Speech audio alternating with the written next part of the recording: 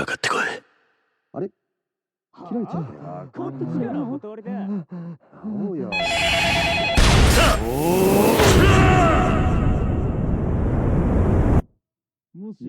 もしもし。This is Yakuza 0, a story-rich action beat-em-up single-player game.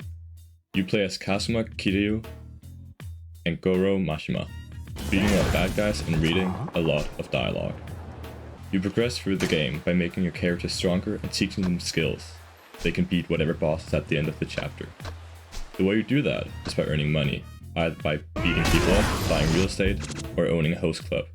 And that's just things you can do in between the missions and chapters, which completing also makes you money. Point being, the game's progression revolves around money, with you buying skills and stat increases, which is in itself a really cool mechanic, since you have to choose between unlocking permanent skills or buying items that boost and heals you temporarily. I like the gameplay loop of Yakuza.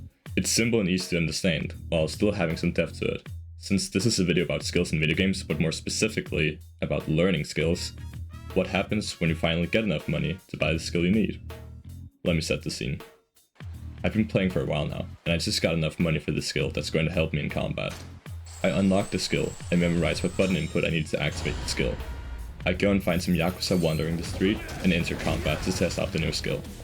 I run over and enter the button input that I spent 5 seconds memorizing, and it works. Hooray.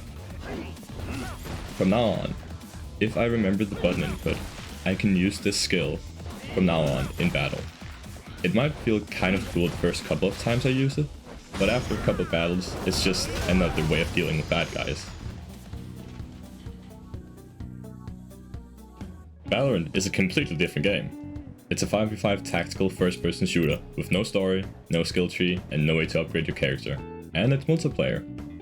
The goal in Valorant is to win 13 rounds, which you do by either eliminating all 5 enemies, or if you're on the attacking team, planting the spike, and stopping the defending team from defusing it. And as a defender, you win by defusing the spike. In Valorant, there are a lot of different mechanics. There's aiming, spray control, managing your economy, lineups, stutter step, and there's a lot of different skills to learn, each having a different amount of relevance depending on the character you're playing. Some time ago, when I was playing Valorant, I've been thinking about trying something I would come to know as counter-strafing. I was playing on Split, 1 out of the 9, but at the time, 8 maps in the game. I was on attacker side round 7, and I realized that when trying to go B side, there's usually a guy holding me at the corner, trying to cheese out an early kill. So I tried to peek him, and as you can imagine, I got killed immediately. This got my stubborn brain thinking, and each round after this, I tried different ways to kill him, until suddenly it happened. I hold D, and as soon as I peek the corner, without even seeing the enemy, I switch from D to A, and shoot, and boom, I killed him. And the next round, boom, killed him. And the next round again, boom. The third time I killed him, I truly felt like I'd acquired a new skill. I could picture a skill tree of my own expanding. It felt like how I would imagine Kazuma Kiryu, the character, would feel when it got enough money for him to learn a new skill. This feeling is still to this day one of the most rewarding feelings I've ever felt in a video game.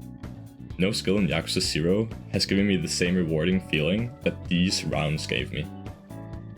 There's a lot of different reasons why I think this is the case, and I think I can narrow it down to these reasons: discovery, creativity, and mastery. I picture it like this.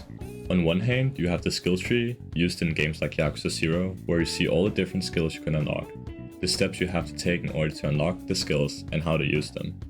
With the skills you start with in the middle and locked skills further out in the branches. This is the standard skill tree used in a lot of games, especially RPGs.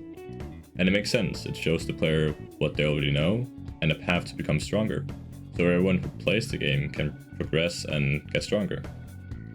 Now, let's look at the skill tree in Valorant. There's no actual skill tree in Valorant, but we can still make one since the tutorial shows us the basics of the game. So we can put skills like movement, shooting, aiming, and buying in the trunk of the tree. But what now? There's no advanced tutorials, there's nothing. The game doesn't tell you anything after you've completed the tutorial, except for queue up and start playing. When you start playing, you'll start to discover different problems like, why do I always die here? Or, is there a better way to do this? And this makes you think. Now you have to get creative. You slowly figure out different techniques that helps you in different scenarios, and you slowly start expanding your skill tree.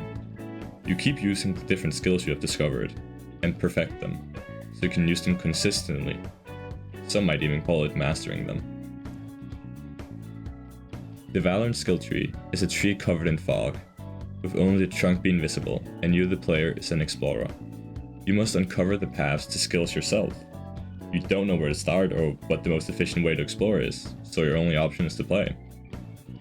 This loop of finding obstacles in the game, then figuring out what skills you need to overcome the obstacle, and then mastering the skills, is in my opinion why it feels so good compared to Yakuza 0.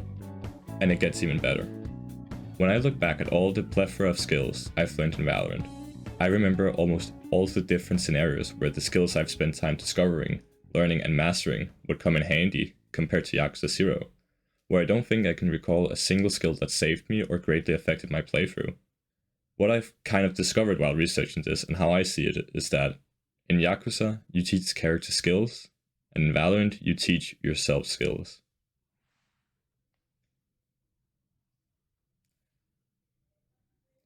All of this is not to say that I don't enjoy Yakuza 0, quite the opposite. I really enjoyed it, and even the skill tree. I just thought it was cool how a free game that anyone can play had one of the most rewarding experiences in gaming. So thanks for listening to me share this experience with you. Leave a like if you enjoyed, and that's about it. See ya.